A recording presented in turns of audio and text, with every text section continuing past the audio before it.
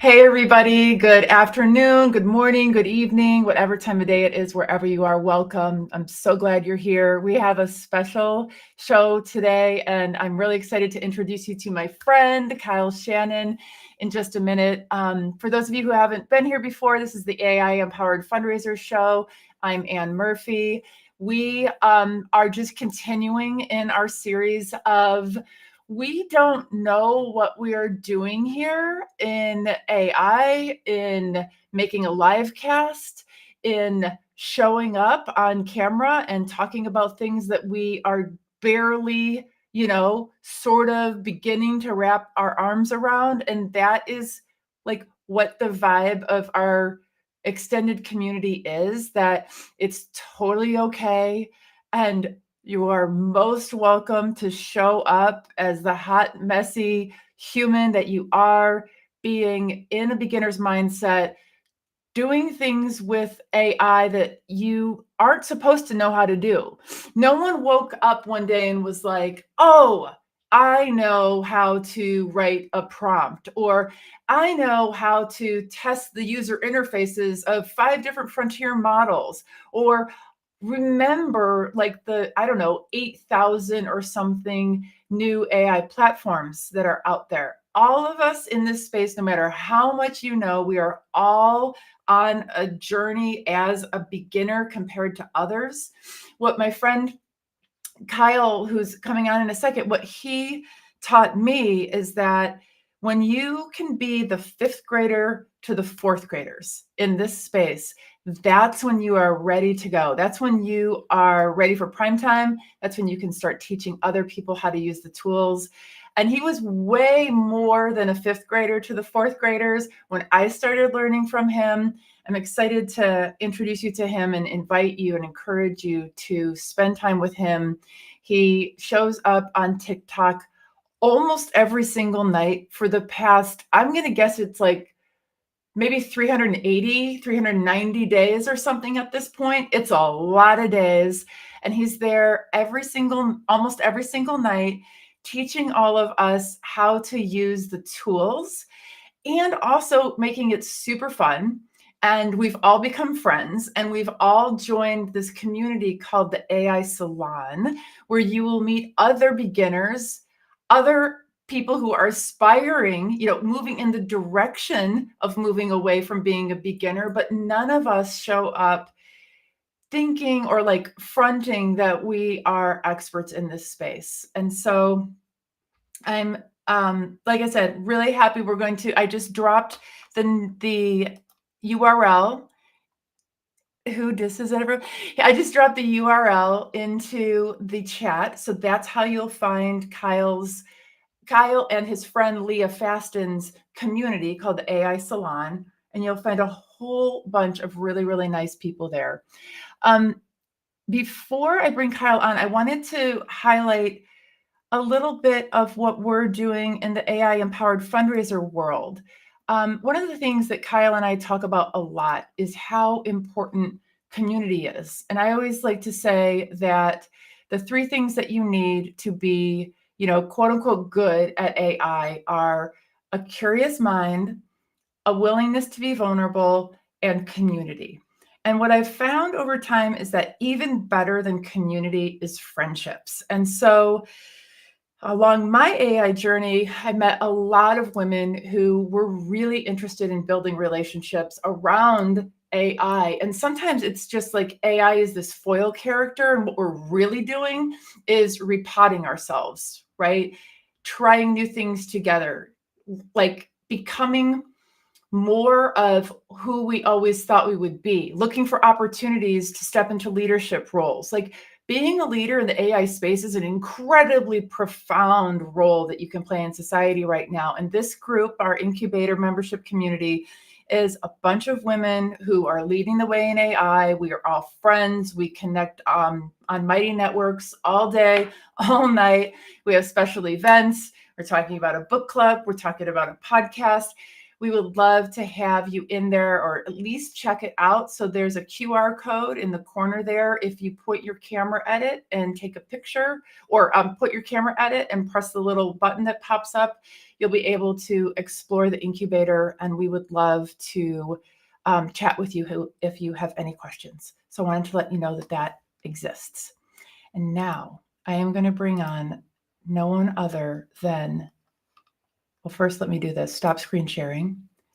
I bring you my friend and soon to be yours, Kyle Shannon. Hey, Murphy.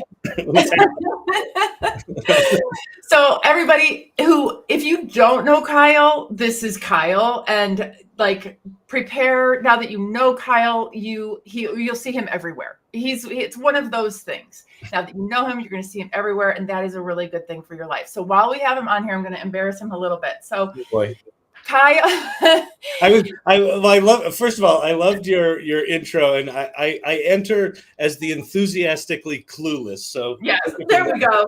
Yes, we are the enthusiastically clueless, and I think one of the things that really drew me to Kyle and learning from him early on was just that sense of, nobody's trying to say here in this community, nobody's trying to act like we know what the hell is going on and we've got all the answers, and we're literally learning together. I have watched Kyle figure stuff out in the moment, hours and hours and hours of my life, and I've learned so much in that process. So first, I want to say thank you for being willing to show up like half baked, right? You're not saying like, I'm ready. I'm the leader of the leaders. I know all the things, and you have the chops, you have the experience. You could be like that, but you're not, and that allows all of us to show up and learn as well. I could, note to self, I'll try to be douchier in the future, but no, it's just like I feel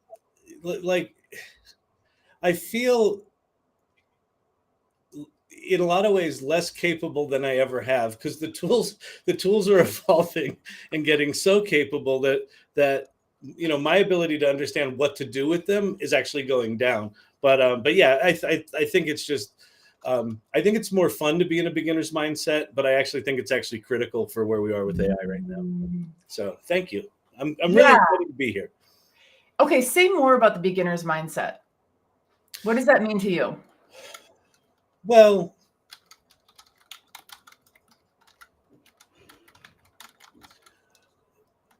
be willing to be in that uncomfortable place where that internal voice in your head is going, "You're just a big fat dum-dum."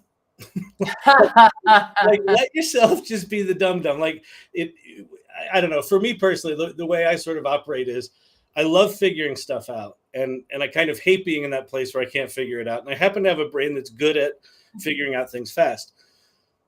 This AI stuff is a completely different way of using a computer. Like, with traditional computing, it's programmed, it's deterministic, where you put in an input and you get back a predictable output. AI is not that. AI is, you kind of say your words, right? I think of like training a toddler. Okay, say your words. You want cake? Say you want cake. And I feel like that's kind of like where we are with AI. And you say, I want cake, and then it gives you back something that may or may not be what you want. And people that go into that place of wanting to figure it out and wanting to have it be predictable, I watch them, I witness them being increasingly frustrated because it doesn't quite give them what they want. And then those people that are just like, well, let me see what I get. And I'll come in here and I'll just ask it for what I want. And it gives me that. And then they go, well, that's not what I wanted, but that's kind of cool. And then they're willing to expand on that or iterate on that. They tend to be much more, happy, for one thing, like less frustrated, but they also tend to do really remarkable work, because the difference between, say, what we used to do with Google, which was put in a single prompt and get back, your search results. AI is much more like a conversation. And it really is like having a conversation with, the most educated clueless intern you've ever hired, right? Where it knows lots of stuff, but it doesn't know anything about you or what you're trying to accomplish. And the minute you sort of flipped your mindset into, oh, it's like someone I have to get up to speed on things, but once I do that, it gives me remarkable results. That's kind of it. So for me, that's a beginner's mindset where you know our ability to be masters of these tools, I I don't think is ever going to really exist. I think it's going to be an ongoing conversation with tools that are just increasingly capable, and that intern at some point is going to be more like a first year graduate, and then it's going to be like a uh, you know someone with a 10-year employment history, and then at some point they're just going to be way better than us on all levels and everything, and we just got to humble it up. You got to humble it up. When you play charades, right, and you're the person who's acting the thing out and nobody can guess what you're acting out, it's like, well, who's the dummy? Is it the person who's acting it out and doing a horrible job? Like, you're like this, and they're like, and you're like, it's a sailboat, obviously. And they're like, I thought it was an orange or a blueberry. It's not their fault. It's not your fault, right? Yep. But that's like talking to ChatGPT, where you learn for yourself, like, oh, if I go like this, they're going to know that it's a sailboat, not a blueberry. If I go like that, we're totally going to run aground. Yeah, it's a bit of a dance, right? It's a bit of a dance. And that's not, I mean, you and I are of an age, like we've been around really since the dawn of personal computers. They've always behaved a certain way. And with this AI stuff, they don't behave that way. So like we're not used to dancing with them. And the new advanced voice from ChatGPT, it can understand your emotions as well as your words, and it can respond in kind. And we're not used to computers actually acting like the stuff that was always in science fiction movies when we grew up. And this is something that we're going to have to learn how to interact with. And it's not learn it like we used to learn it. No, it's not learn it like we used to learn it. So today we're working. I have one of our AI boot camps is going on right now. My friend Rachel Kimber and I are running it. And today we were working on a fundraising initiative, and our project was to come up with some messaging, but kind of working against a couple of different personas. So like the old, retired engineering guy, the, Gen Z, startup, whatever, and testing our messaging against them. And when I set up this exercise, my goal was really very, output oriented. Let's be sure that we have messaging that's going to work. And what I realized halfway through it was that's not actually the exercise. The exercise is having it not work well, watching everybody try one thing and then try another thing. Yep. Much more important to kind of like roll up your sleeves. Well, play first, like we talk about in the AI Salon. Everyone we're thinking about efficiency, right? I think AI gets kind of like a little bit oversold on the efficiency front than some of the quality and the creativity and stuff. But let's say we're using it to be super efficient, and we're thinking about, we're here, we want this outcome. We haven't made time and space to play. So what we were all, talking about was, how do you find time in your life just to play with AI? And I shared with all of them, like all of your peeps in the AI Salon, we just don't sleep as much as we used to. That's a possibility. There's another piece of it though. One of the my relationship to AI as an efficiency tool transformed probably about a year ago. Because the first thing I did when I started playing with AI, I was like, oh, I can make the stuff I do at work more efficient.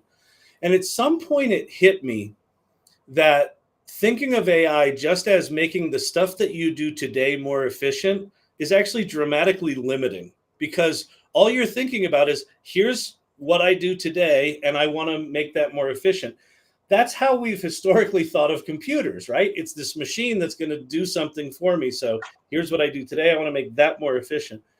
What struck me was part of how we got to play first is that if you say, okay, well, this is what I do today, but we now have the possibility of saying, what if that weren't the best way to do things? What if we could do things completely different? So rather than making this thing more efficient, what if there's something completely different we could do? The Yeah. only way you can really get to that is to essentially drop your expectations entirely, right? Just put your expectations to the side and say, okay, I'm going to go do something ridiculous here. So let's say you want to work on, I'll do something really extreme. Let's say you've got I don't know, an email process that you want to make more efficient. You know, how you would typically do that is you'd figure out the process, you'd go to Zapier, you'd figure out which parts go to OpenAI. Well, what if you took that same time you were going to do that and you went to Suno and you said, I want to write a song about how to do emails? That doesn't make any sense at all. It makes, right?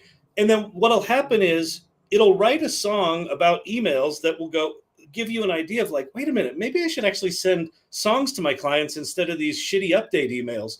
And that's Jim Ross, who I think is watching on the stream. He manages self-storage units, and he's super. He is.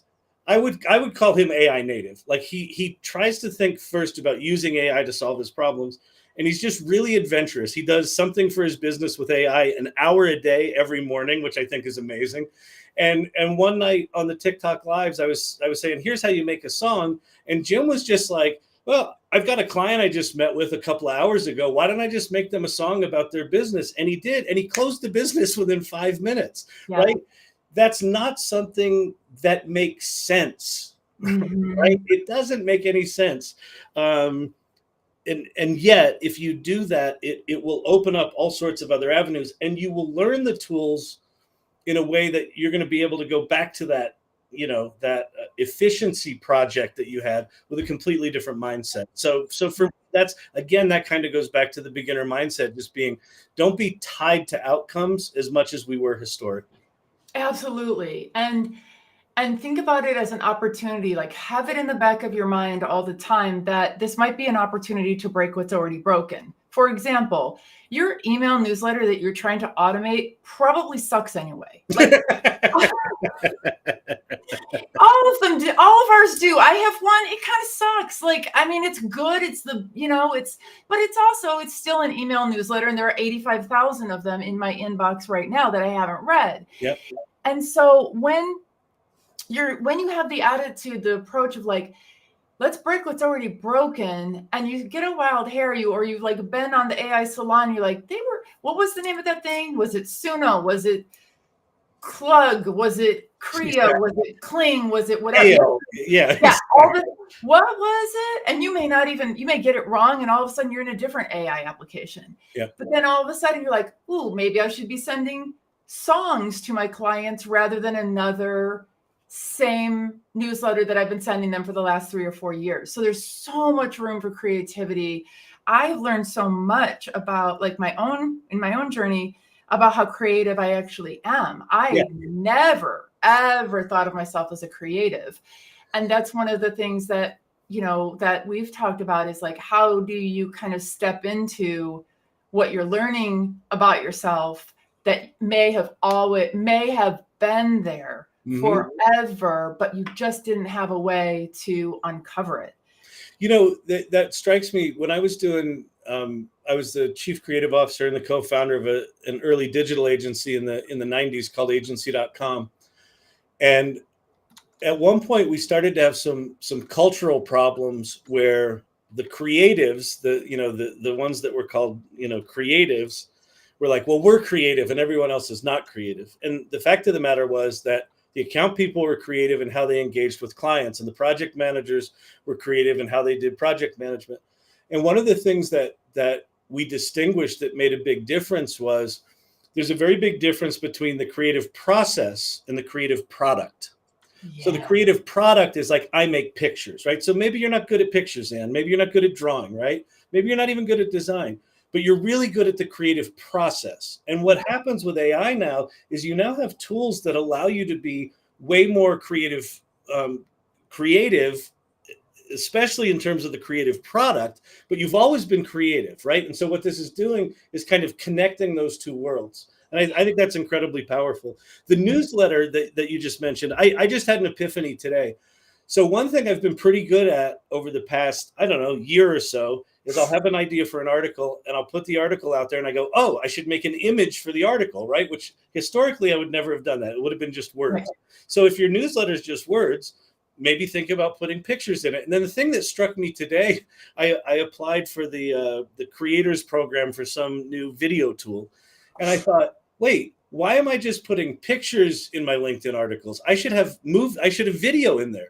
We've got these amazing new video tools, right? So historically, you would never have necessarily thought about original artwork for a newsletter. Well, now maybe you could start to think about original video that goes with, your article. Why? If nothing else, people will look at it, right? People like moving pictures. So anyway. So, first of all, I have to tell you, I want to move into a little bit of the existential, which will include our conversation about digital twins. But here's a jumping off point. I wanted you to take a second to talk a little bit about your backstory and what you're up to right now, and Storyvine and the salon, and kind of where you're going with some of your content. But I'll kick it off by saying that so for folks who are here, we're also streaming to Kyle's TikTok channel, which is probably going to soon be like 24/7.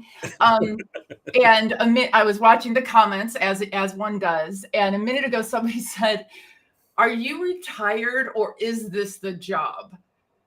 So Kyle, oh, that's fascinating. Describe your job right now. What would you say your job is? Well, my job at Storyvine, I'm the co-founder and CEO of Storyvine. So I'm running Storyvine.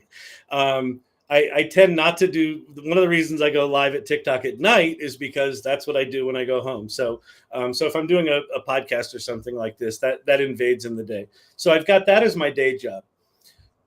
A big part of, so Storyvine is an automated video storytelling platform. We've been around for 12 and a half years. We do a lot of work in the healthcare and pharma space. The core platform itself, let's call it Storyvine 1.0, didn't actually use a lot of AI. It used more traditional computing, assembly, XML, and just more traditional kind of stuff. Fully automated, right? We have an app that somebody answers questions in an app. It goes up to the cloud. 5 minutes later, you've got a fully edited video. So really powerful platform. But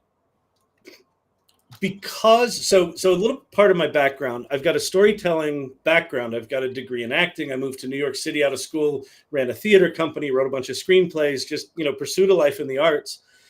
And then in the mid 90s, when the World Wide Web, when I stumbled upon this thing called the World Wide Web, it struck me that this is a completely new way to tell stories. And so I started an online magazine, and I started, agency.com, this early agency where we built a lot of the websites for the Fortune 500. And what struck me was this is, sort of telling a brand story in this interactive environment. It's still storytelling.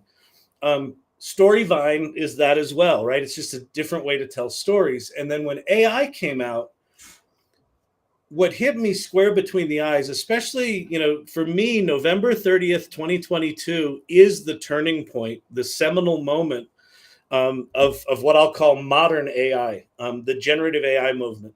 That date is the date that ChatGPT launched.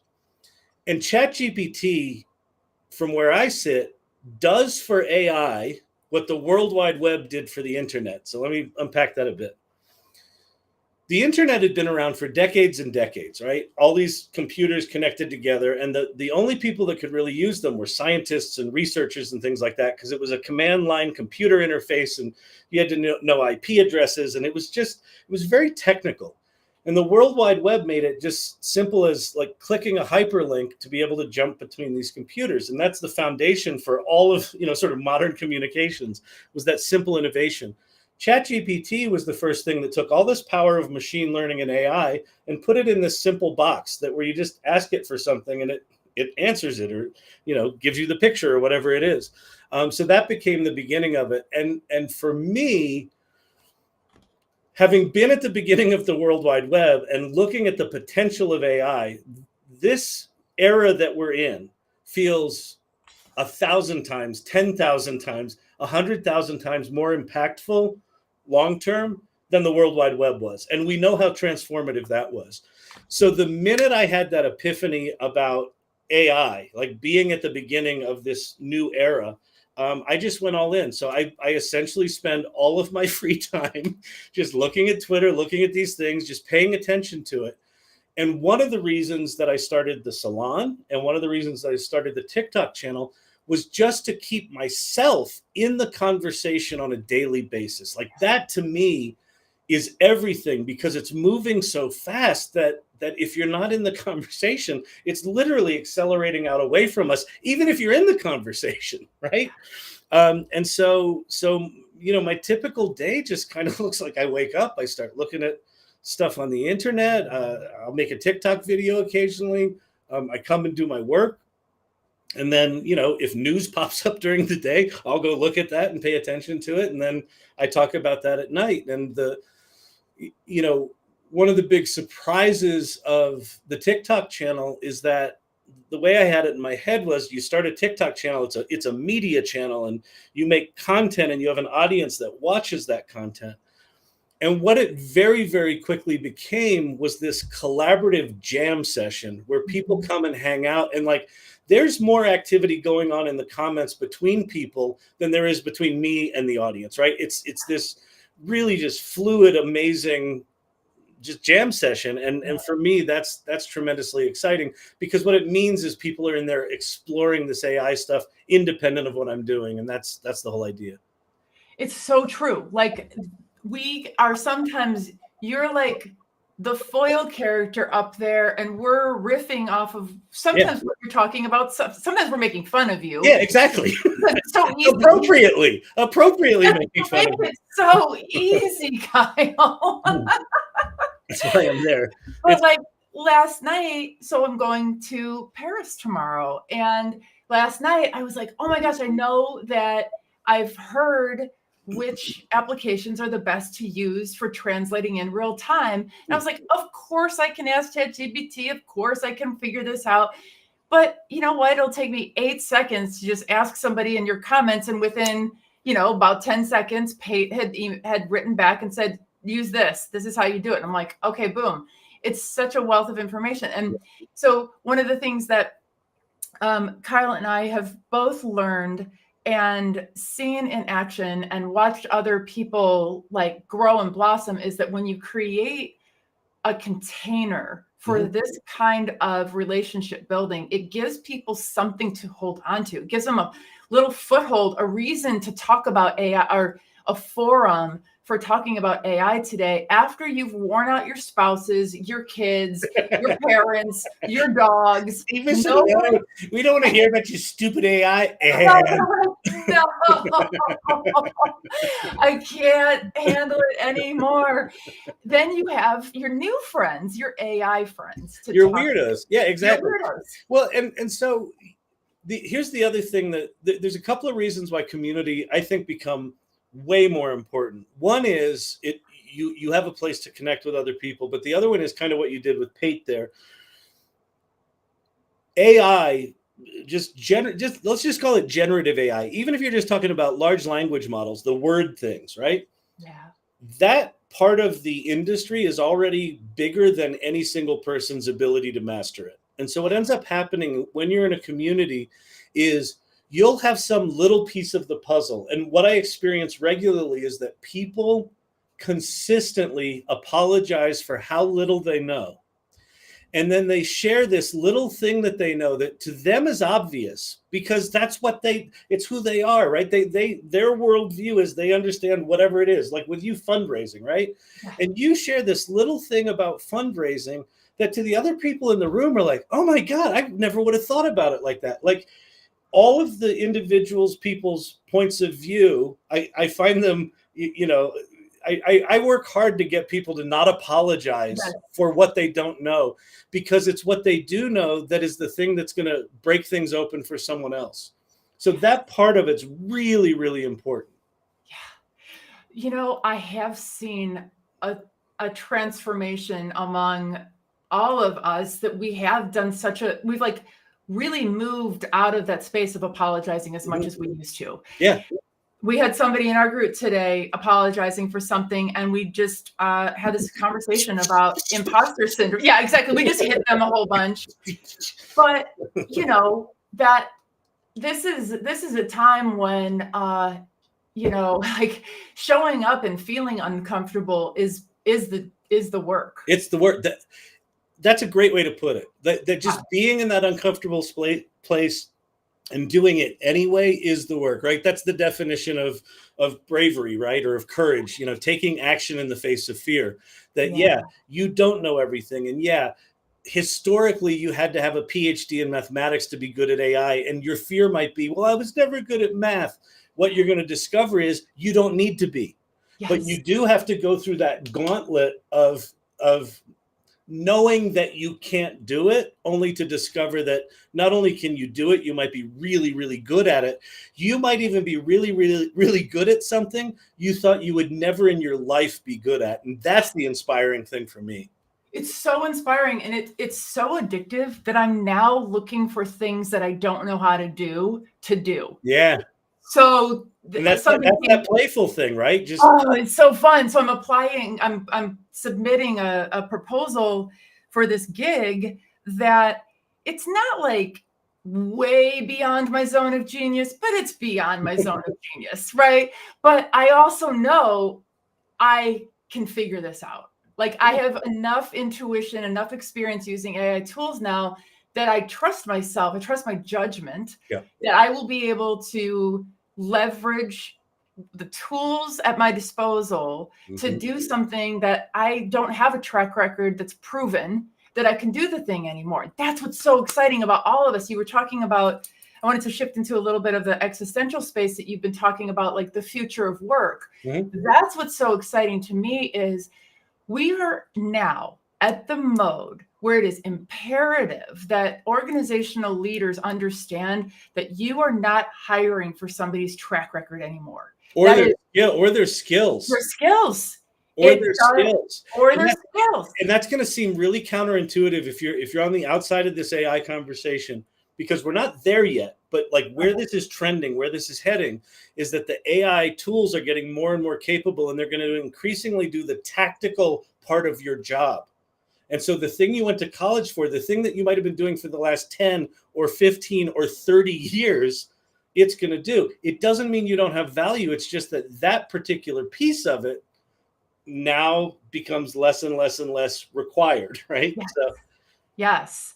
So talk a little bit about where your head is at, because a bunch of us, there's been a group of us who I think have been going through a similar kind of reckoning or rethinking of our path forward, if you will, and what's happening around us and what we want to focus on. And it's been remarkable to me how many of us have been in pretty similar milestones along the way. And one of the things that has come up and that you've been talking about is that, where you're thinking is beyond the tools, that you've done a lot to help us figure out the tools, but like the conversation is actually bigger than that now. So can you talk a little bit about that?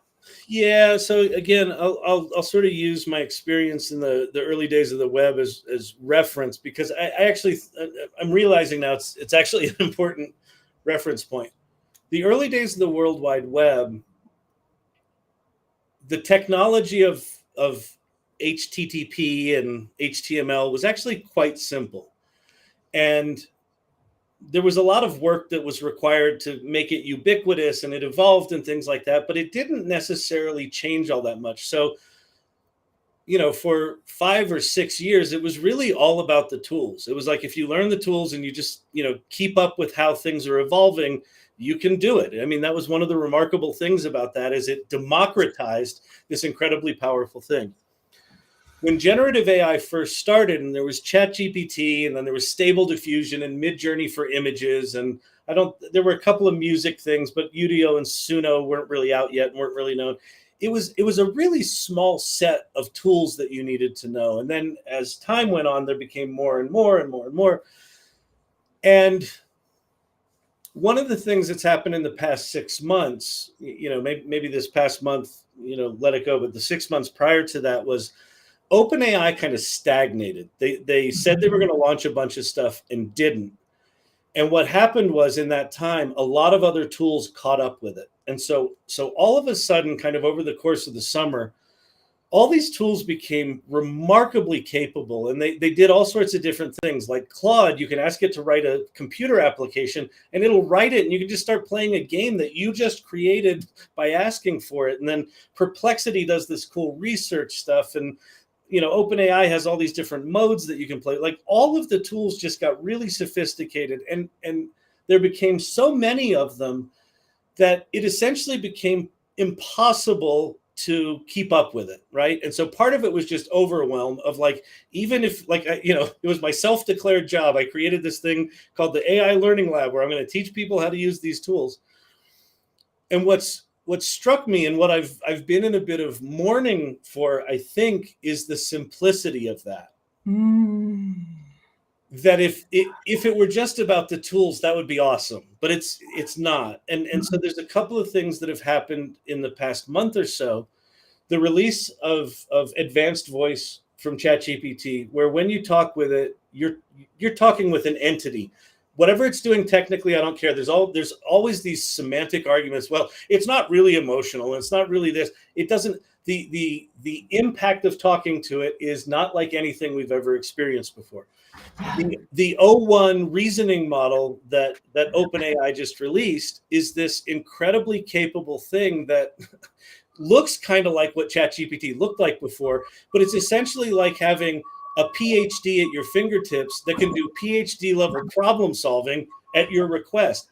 I don't know how to ask for, I wouldn't know what to ask a PhD, to say, like, what am I supposed to solve here? Like, I feel like all of a sudden these tools sort of elevated above where my cognitive boundaries were. And what they can do is significantly beyond what I understand I should use computers for. Yes. And so then that puts me in a place of, well, first of all, they're only going to get better. So if they're already above that place, like, what's it going to be like when we do hit AGI, artificial general intelligence, or ASI, artificial super intelligence, where these machines are smarter than the smartest human on the planet, and we've all got 100,000 genius level agents working on our behalf. What does that world look like? I don't have a clue, right?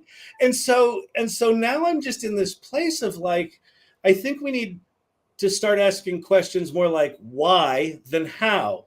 It's not how do you do this? It's like, wait, well, what am I trying to do? Why would I do this? Like, I don't know, like, what makes me happy? Like, you go into just much more high level existential conversations. And this is one of the things that has been an instinct of mine for a while. And this feels like it's amplifying, is I feel like these tools are going to force us as humans to answer the question, what value do we really serve? Because historically, our value was tied to the stuff we did, right? The work product we did, the skills we had. And now it's going to come to, do I make Anne happy? Do I connect with her? Did I make a difference in her life? Do I, right? Are we connecting as humans? Like, I think it counterintuitively, the robots are going to push us to be better people. But that transition is going to be weird and painful and surreal. And so that's what I'm kind of in the middle of, is just this, I don't know, like this primordial soup of, I don't quite know what work looks like. And it still looks like what it looks like today, but not for long.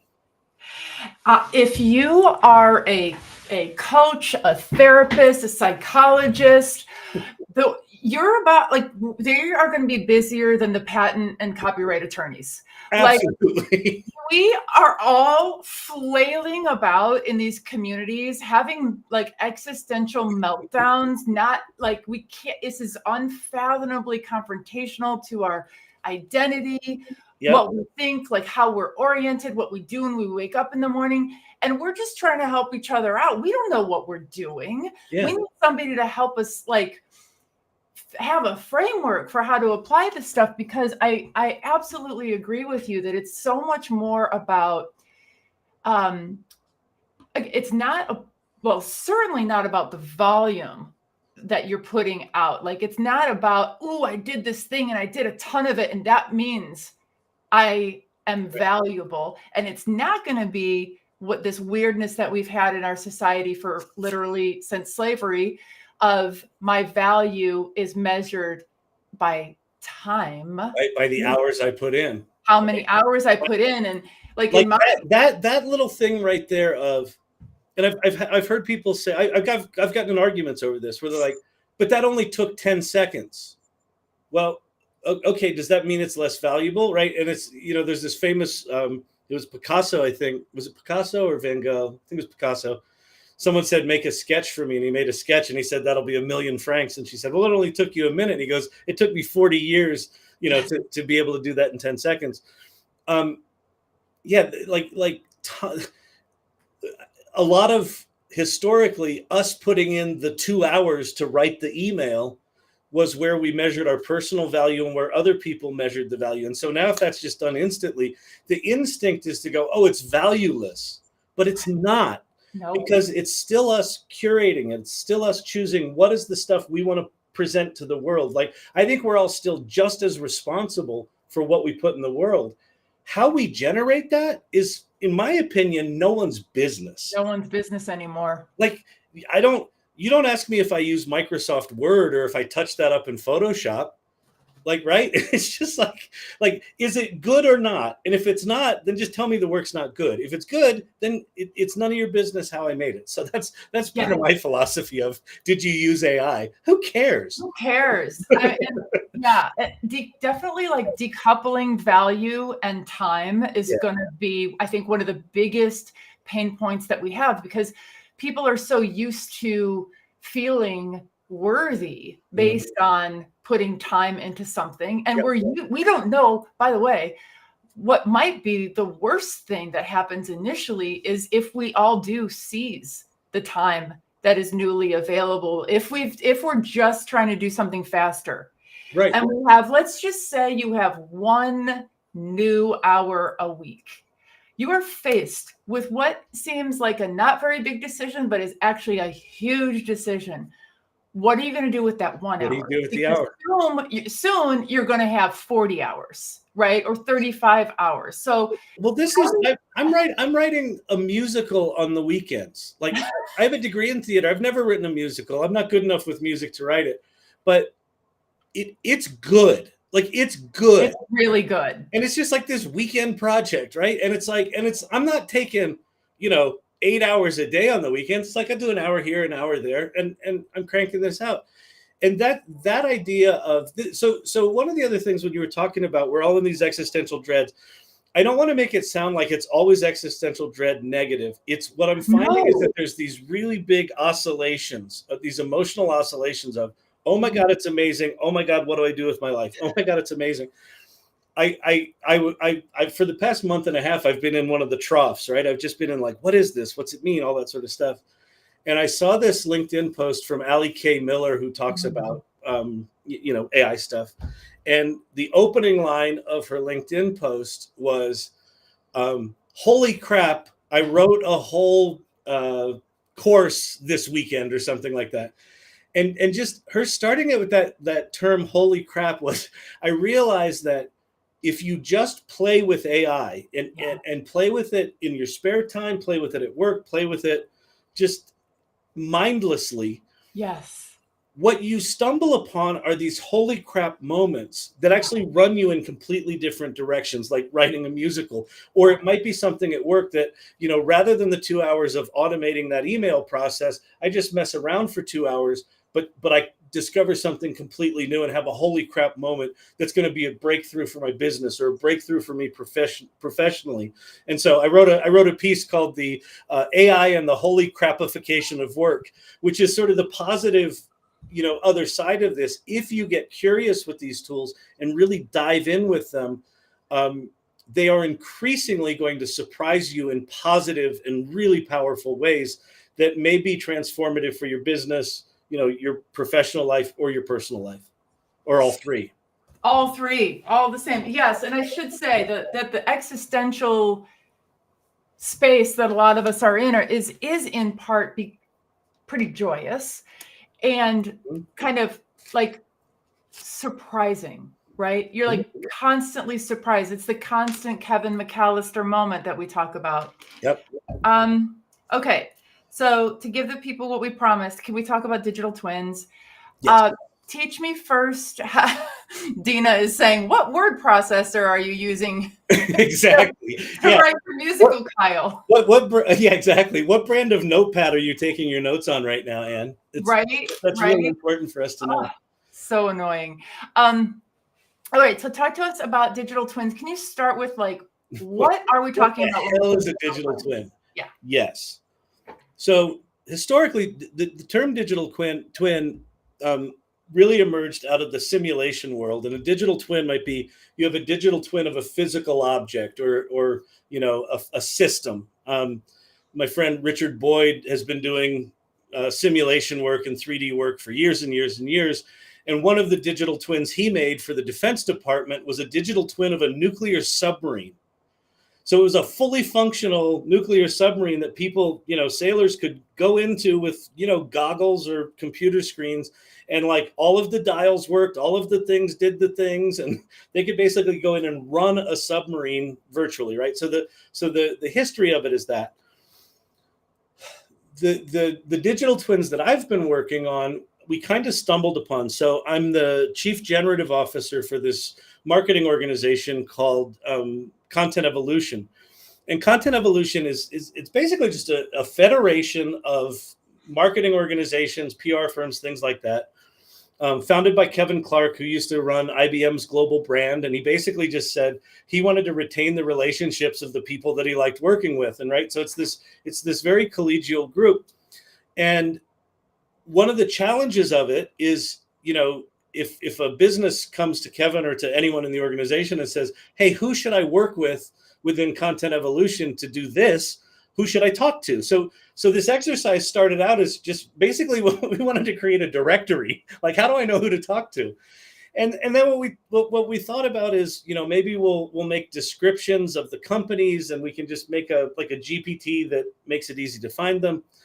And then we thought, well, it's not really the companies that are interesting, it's the people that are interesting. And so our initial thing was, well, what if we scraped LinkedIn and we got their LinkedIn profiles, and then we could, search, use ChatGPT to search for who I should talk to.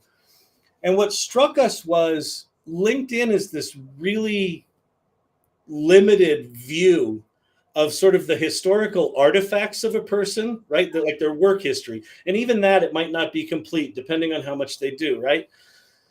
And maybe in that is, a link to a book that they've written, but they wrote that book 30 years ago. And so that might not reflect who they are today. So we stumbled upon, in trying to figure out how to use LinkedIn, we stumbled upon this problem of, well, who are they today? Because who they are today is really interesting. And so what's nice about Content Evolution is you got a bunch of smart people in there that are really good at things like, writing structured questions and surveys and things like that. And so Cindy Kuhn was a part of it. And we've got this group called CoLab, which is our little AI, skunk works within Content Evolution. And so we decided to design a structured interview that is designed to capture who a person is today. And so it's things like, what's your educational background, what's your work background, all that sort of stuff, right? Like the sort of dog tags. But then it's things like, what was a piece of art that inspired you, that inspired you in your life? Talk about a failure you've had. So we've got, sections about how do you solve problems, and we've got sections about, what's your worldview and things like that. And so we worked with ChatGPT to come up with the basic framework and reorganize it, and then we manually went in there and tweaked it. And what we've since learned is that structured interview is really important, but the specific one that we made for Content Evolution is essentially irrelevant. Like any sort of structured set of interview, like just think 20 questions and think about it for a use case, because I could write a set of 20 questions to really get to who you are emotionally, Anne, versus who you are as a problem solver. Yeah. And so we've learned a couple of things that structured interview is really important. that answering it by writing answers doesn't work. The GPTs are not good when you do it by writing answers, because how you write words is not how you say words. And very often, if you read transcripts of what someone says, you're like, this isn't even English. Like, does this person ever complete a sentence? Right? The two very different worlds. But how you talk really does represent who you are. So what we did is we made an executive decision that anyone we're going to make one of these digital twins for, we have to do a video interview where they're going through and answering these questions. So we have someone being the interviewer, someone being the interviewee. We then take the transcript of that, and that becomes the foundation for a GPT. So the digital twin right now is just a GPT with this interview of who the person is.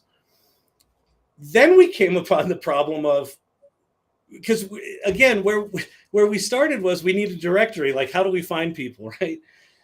And we said, well, we've got these GPTs where someone could have a virtual conversation with virtual Kyle, and that's kind of cool. And we sort of put them out like, you can have a conversation with virtual Kyle right now. And nobody really cared, right? Because it's like, no one knows what that means. What does it mean to have a conversation with virtual Kyle? So we kind of flipped it upside down and said, well, maybe instead of asking other people to figure out how we would use our digital twins, maybe we should figure out how we use our digital twins.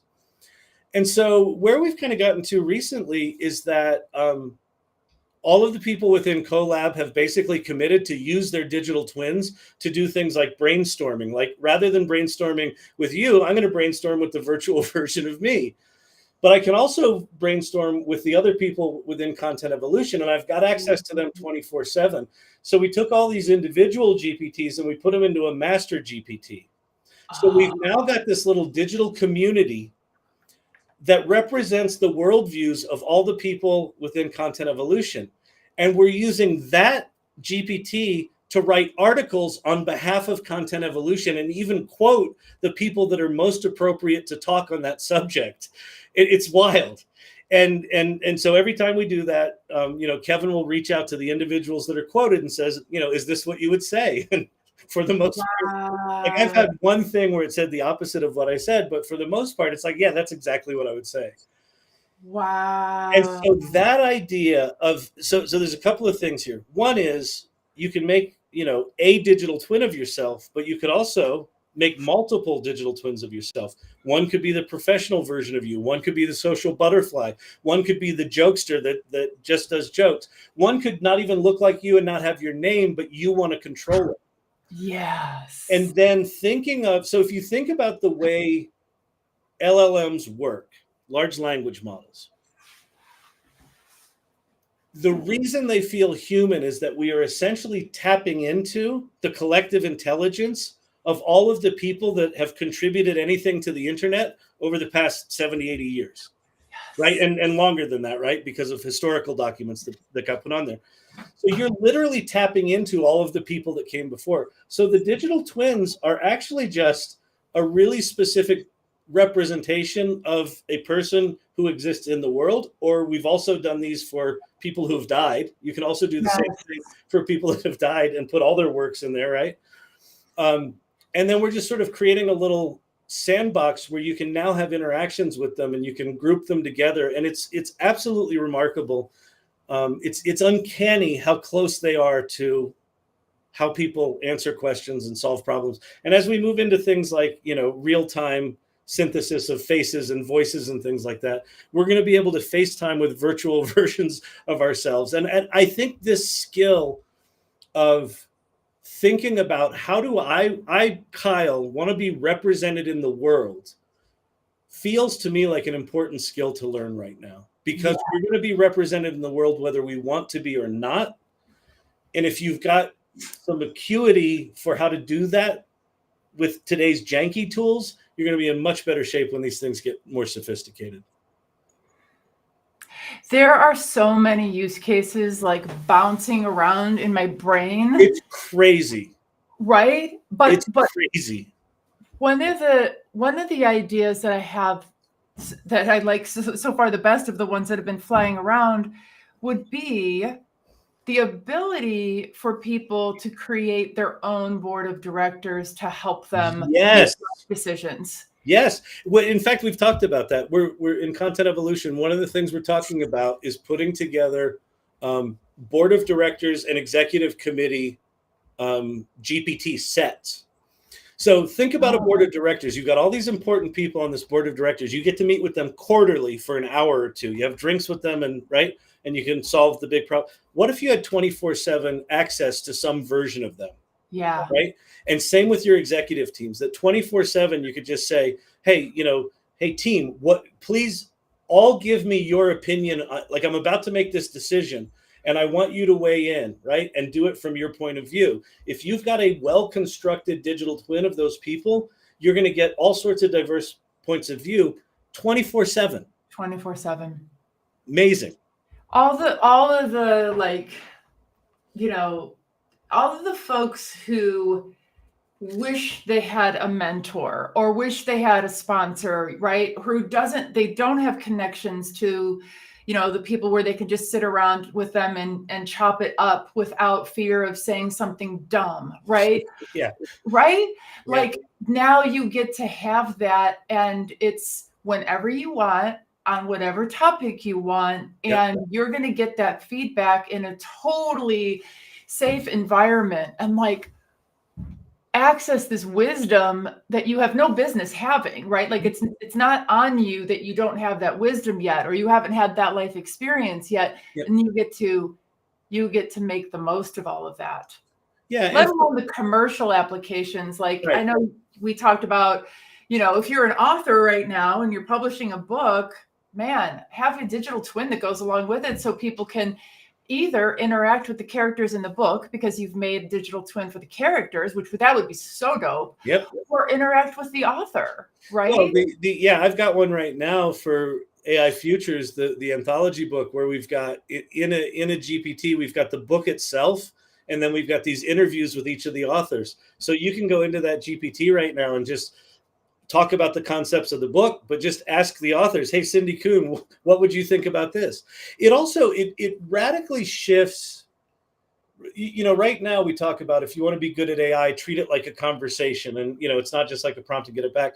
If you're interacting with, the virtual irregulars, right, from the TikTok channel, you're going to interact with that in a very different way than if you're just interacting with ChatGPT, which is kind of this amorphous, because it's everything, it's nothing kind of. Mm-hmm. And so when you kind of limit the scope to these digital twins, it really does put you in this place of, well, how do I want to interact with them? And what questions would I ask a virtual board of directors? Oh, like, yeah, I might make decisions in a very different way if I knew I had that as a resource.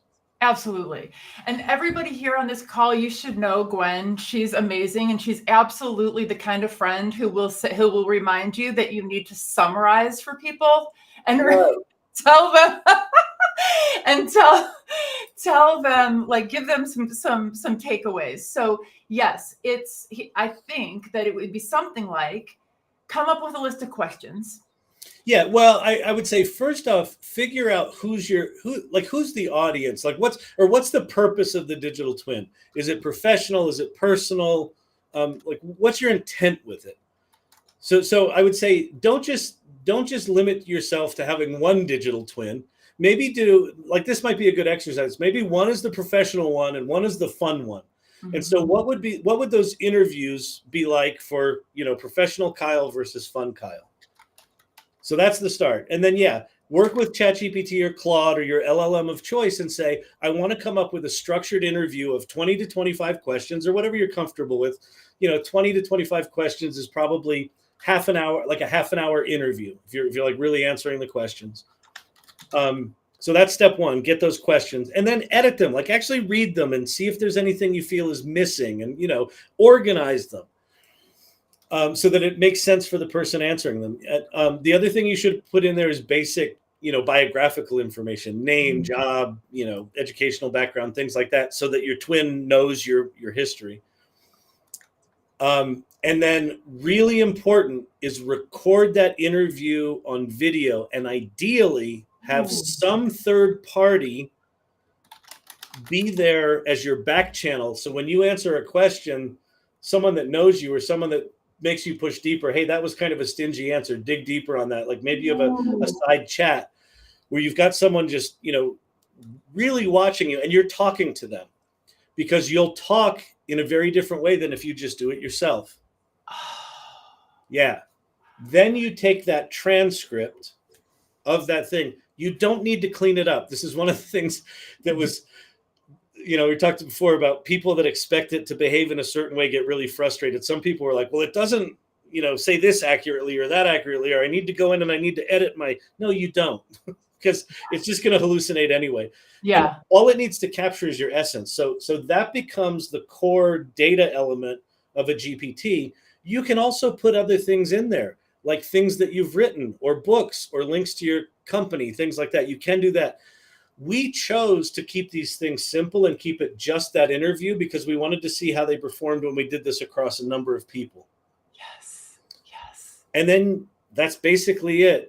I mean, you need to write your system prompt in such a way that it kind of responds like you would respond, and you need to give it some rules like that. But that's basically it. And Yeah. then it's all about, how do I use it? Where do I use it? Why would I use it? Yeah. Absolutely. And I'm so happy that you pointed out the part about the video, because what I was doing this while I was on a road trip. I was asking I was like in my head asking a question and then just like answering it or telling life stories. And I got so bored listening to myself just Yeah. talk in the car. Yeah. Nobody will ever want to like engage with this because I'm even bored with it. But having somebody there, it's you talk differently about your life and whatnot. With advanced voice, I would argue that you could probably do this with advanced voice and have it dynamically write the question set while you're having the conversation, because it'll record all that. Just do that in the car. That might be an interesting experiment. I think that would be really fun. And this was also before advanced voice, so it was tedious. Yeah. We've become such spoiled brats. I know. Even I have to type something. Ugh. I know. Okay, so Gwen, hopefully we will. Hopefully those are tactical enough that it allows people to charge ahead. And I think it's like so many other things. Just play. There's nothing at stake. Like, yes, I could give you the prompt. Yes, I could give you the question sets, but they're not going to, like, content evolution is a very particular kind of business. How we write those questions is very particular. And how we did it for the book project was completely different. Yeah. So it's really more learn the concept and then just go play with it. Yes. And also, someone said, well, I'm not comfortable putting myself out there. Then, okay, put out someone that's called, Looney Kyle, like Looney Bob. And it's, you maybe answer some questions truthfully, but you make sure that, it's not you, it's just Looney Bob, and Looney Bob's going to have his own persona and things like that. Right. So don't feel like the digital twin has to be this big, vulnerable place you go.